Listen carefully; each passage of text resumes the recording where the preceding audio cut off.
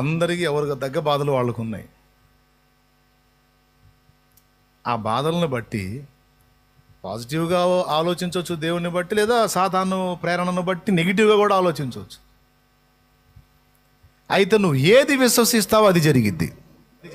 అందుకే సైతాన్ ఏం చేస్తాడంటే, నువ్వు అనుకూలంగా నీకు అనుకూలంగా పాజిటివ్గా నువ్వు ఆలోచించకుండా ఎప్పుడు నెగిటివ్ థాట్స్ వచ్చేటట్టు నెగిటివ్ థాట్స్ సిగ్నల్స్ నీ మీదకి పంపుతూ ఉంటాడు వాడు. తమ్ముడు, అది విషయం. అంటే ఏంటి? యుక్తమైనవి నీవు నమ్మకుండా యుక్తము కానివి నీవు నమ్మి దెబ్బతినేటట్లుగా వాడు నిన్ను నాశనం చేస్తాడు. స్త్రీలారా, పురుషులారా, అందరూ ఈ ఒక్క ముక్క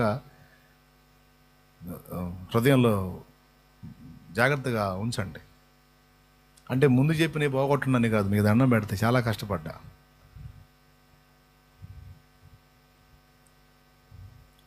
సైతానుకైనా విశ్వాసమే ఆధారం, దేవుడు కదలడానికి కూడా విశ్వాసమే ఆధారం.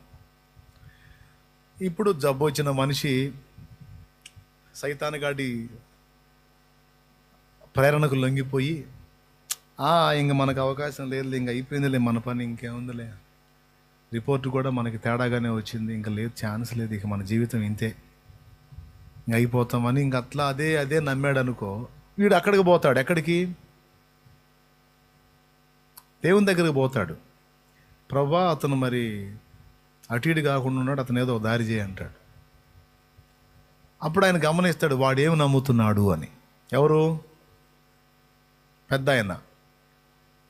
వీడు ఎవరి మీద కంప్లైంట్ చేశాడో ఆ వ్యక్తి వైపు చూస్తాడు. వాడేమి నమ్ముతున్నాడు? విడుదలను నమ్ముతున్నాడా, అంతాన్ని నమ్ముతున్నాడా? విడుదల స్వస్థతని విశ్వసించినట్లయితే వాడు నమ్మిన దాని చొప్పున అని కలుగును గాక, లేదా అంతాన్ని నమ్మినట్టయితే వాడు నమ్మిన దాని చొప్పున అని కలుగును గాక. నమ్మిన దాన్ని బట్టి కలిగిద్ది, నమ్మని దాన్ని బట్టి